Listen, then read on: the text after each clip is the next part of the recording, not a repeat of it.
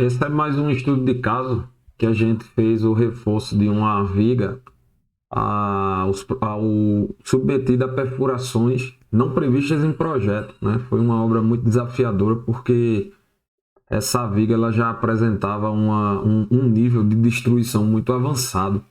Então, quando a gente chegou lá, né, nessa obra, né, para passar a tubulação, o pessoal lá não teve pena nenhuma, saiu quebrando tudo.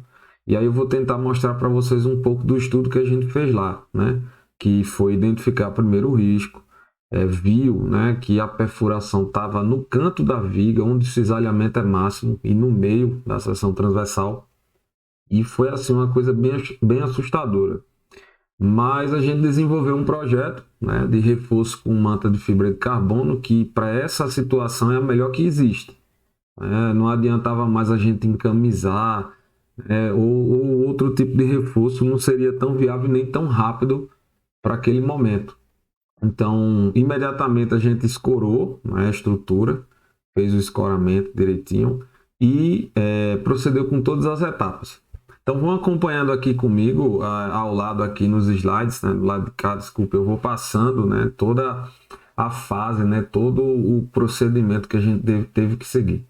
Então, essa daqui foi a viga, tá, pessoal? Uma viga estava bastante danificada, a gente dá para ver aí na imagem, né, que não estava realmente uma coisa legal.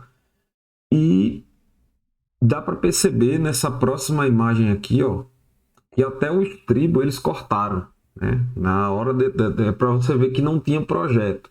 Então o pessoal passou a tubulação aí de todo jeito, cortaram dois estribos pela minha conta, que foi esse estribo aí onde está circulado de vermelho e o lá do canto. Então, de fato, foi uma situação muito perigosa, porque a gente sabe que o cisalhamento é um esforço perigoso, é um esforço considerado frágil, e a gente não pode realmente brincar com esse tipo de esforço.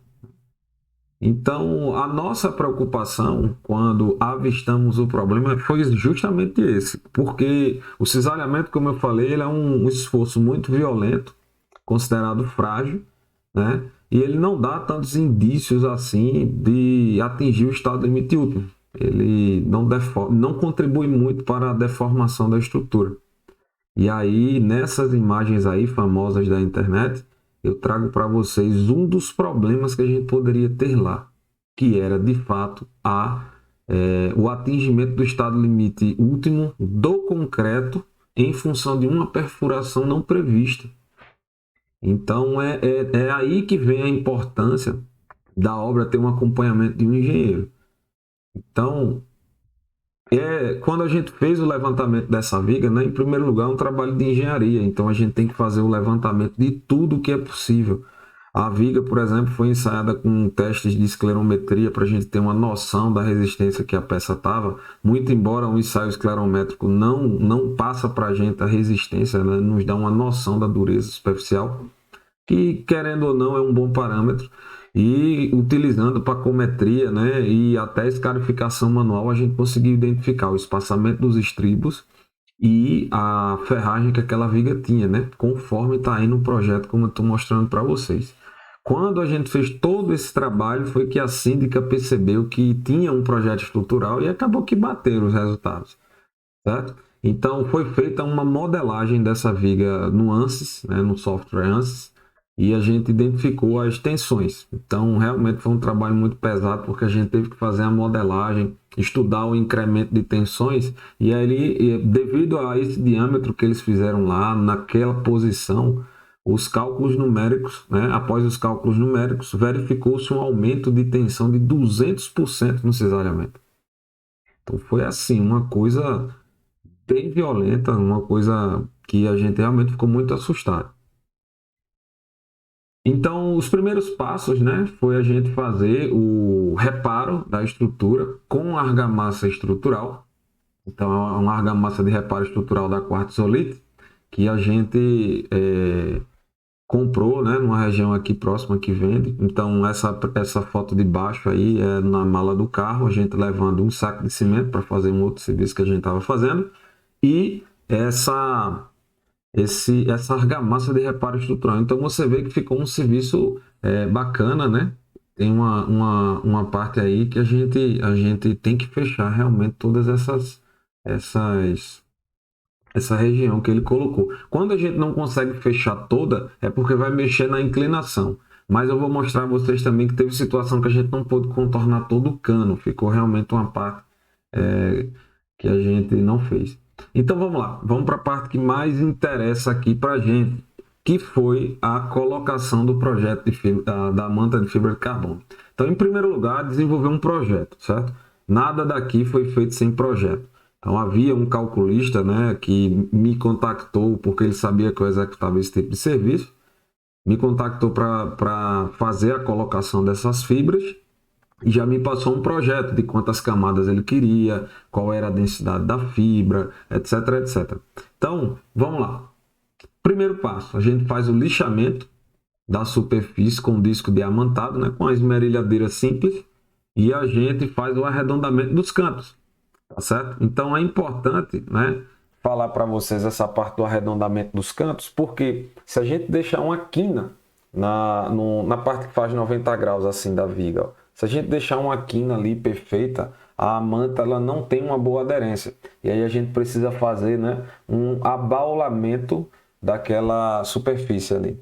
A gente chama de arredondamento dos cantos. Então, o primeiro passo, pega um disco de desbaste, vai desbastar a viga para assumir todas aquelas irregularidades, né? E arredondar os cantos, que é o primeiro passo que a gente tem que seguir para ter, de fato, uma boa aderência, né? Eliminar todas aquelas saliências que podem ficar na superfície. Então, voltando lá para a aula, deixa eu mostrar para vocês aqui um pouco dessa atividade, tá? Aqui, ó. A gente vê que o funcionário ele está desbastando aí a superfície com o intuito, né, de realmente eliminar qualquer saliência, qualquer entrância que essa estrutura venha a ter. Vou colocar o vídeo de novo para vocês verem melhor.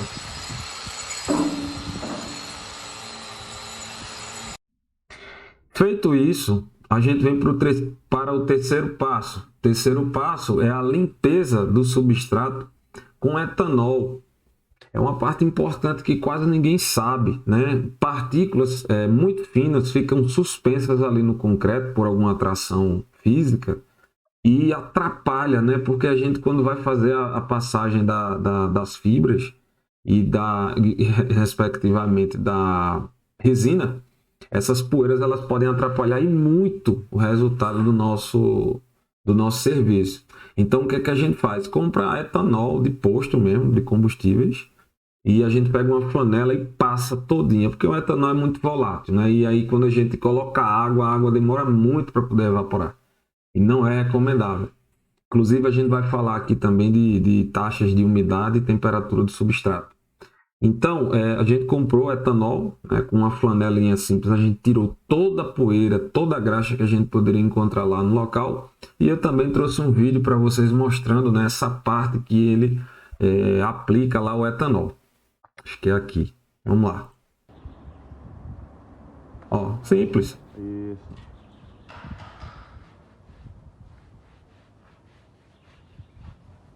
Isso aqui é a utilização de etanol, né? Para limpeza, remoção de todo tipo de pó, gordura, graxa, o que tiver aí. O etanol simples que vende em posto, né? Tá removendo toda a poeira para que a resina consiga penetrar nos poros aí com bastante qualidade, né? Então, O colaborador aí tá. o passo é esse mesmo, tá, gente? Comprar um etanol, passar aqui na superfície, deixar ela lisinha, limpa de qualquer tipo de sujeira ou qualquer outro óleo ou graxa que tem ali. E agora a gente vem para um passo importantíssimo, que é a aferição do substrato, né? Motivo do qual já diversas manifestações patológicas envolvendo o emprego de mantas de fibra de carbono ocorreram. A temperatura tem que ser recomendada lá pelo fabricante, mas essa resina aí ela conseguia ser aplicada até uma temperatura de 35 graus Celsius tranquilamente. E a temperatura ambiente no dia estava 27 graus. Mas o mais importante é a umidade do substrato. Porque a umidade, o substrato úmido, né, não vai proporcionar uma boa aderência da resina com o concreto. O ideal é que ele esteja 100% seco, né? Ou umidade 0%, como queiram chamar. Sobretudo a norma americana, né, do ACI, ela permite que a gente aplique a resina com no máximo 6% de umidade. Então, a umidade estava 0%, a temperatura estava ok. Lembre-se desse passo, tá? Importantíssimo aí na hora de aplicar a fibra de carbono. Então, estava tudo ok, dando todos os sinais verdes para a gente concluir a aplicação da fibra. E aqui, bem simples, né? O projeto de corte e separação das mantas e pesagem das resinas.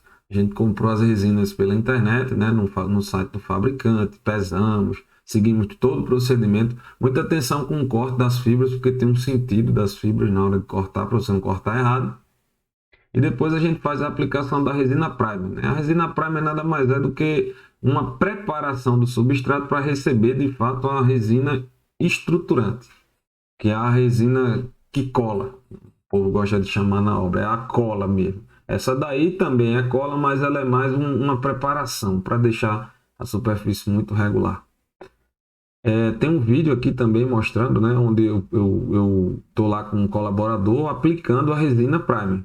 Esse procedimento aqui, né, que a gente está vendo aqui, é a regularização da superfície, que já foi feita, né, lixada, limpada com etanol, para tirar o pó, né, para tirar o pó de toda a estrutura, para que a gente possa passar o estruturante agora e envelopar ela com a fibra de carbono. Tá? Fica realmente um serviço bem feito para que a fibra consiga absorver as tensões. Tem um outro vídeo aqui também. Bom, né, a gente foi chamado nossa empresa foi chamada para fazer um reforço, né, nas estruturas que estavam apresentando perfurações não previstas em projeto, né, como esse exemplo aqui. Mais uma viga aí que a gente já tinha regularizado. Algumas armaduras, né, algumas perfurações com fibra de carbono. Então ali está sendo a aplicação do primer.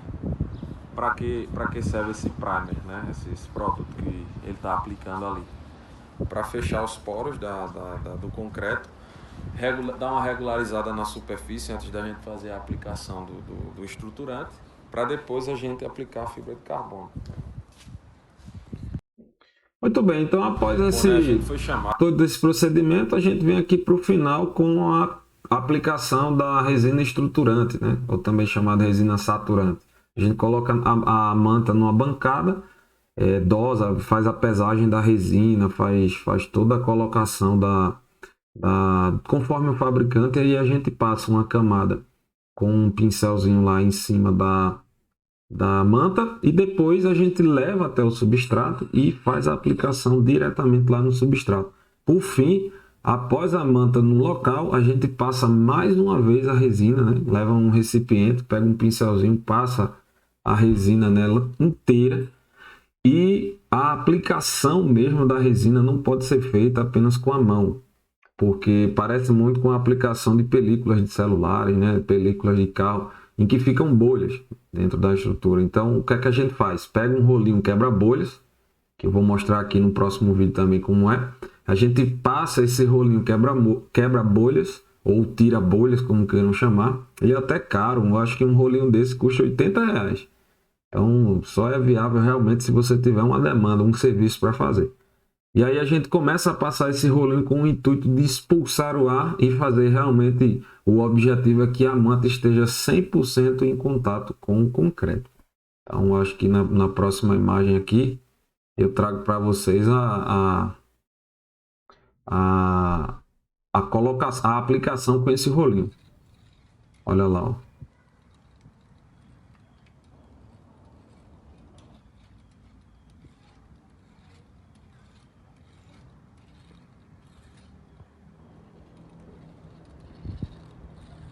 Então estão os dois colaboradores, um com um rolinho de um lado e outro com um rolinho do outro, fazendo essa imprimação para que o serviço realmente fique com uma boa qualidade. E aí, esse é o serviço finalizado, tá? Então a gente, só fazendo uma recapitulação aqui, encontrou aquela estrutura extremamente destruída para passagem de tubulações, o que é comum tá? Não é normal, né? Mas é comum a gente encontrar isso nas mais diversas obras em que a gente faz as visitas. Mas o procedimento correto do ponto de vista de engenharia é fazer um estudo, né, que provou que as tensões de cisalhamento duplicaram. Tudo bem que a estrutura não estava com um carregamento em sua totalidade, em 100% de sua totalidade, até porque se tivesse teria quebrado. E aí o objetivo do reforço estrutural é devolver a capacidade resistente da estrutura. Então esse aqui foi o serviço finalizado, né? As fibras bem aplicadas, foram acompanhadas de perto. Tem aplicador de fibra de carbono que não utiliza a resina primer porque vai gastar muito, porque acha que é caro e é uma economia. Eu não consigo entender que economia é essa, que vai deixar de aplicar uma etapa na obra, que é importante. Então, não há esse tipo de economia. A gente deve utilizar, né, deve passar por todos os processos. Então, tem mais imagens aqui para vocês verem, né? Não só foi feito em um furo. A estrutura lá desse edifício tem sete perfurações que não foram previstas em projeto e nós fizemos, né, o envelopamento com reforço de manta de fibra de carbono nessas 7 perfurações. Então fica aí para vocês um excelente passo a passo, né? Coisa que a gente não acha com facilidade aí nos Instagrams da vida. O pessoal só vai lá e coloca, mas aqui de fato eu tentei trazer para vocês tudo que eu de fato apliquei lá. E o reforço já vai completar um ano lá sem nenhum tipo de problema. Pedrifica mesmo, né? Fica uma coisa muito bonita de se ver. Então aqui eu vou finalizar com um vídeo, né, mostrando as demais perfurações para que vocês possam ver como ficou o serviço final. O vídeo já estava à noite, a gente tinha que finalizar por conta das resinas, mas dá para enxergar bem. Deixa eu só dar um play aqui. Aqui a primeira perfuração, já reforçada. Aqui eu vou mostrar a segunda também. Ó. E tinham, né, várias outras perfurações aí ao longo desse edifício. Então, obrigado aí por ter acompanhado o vídeo e até a próxima.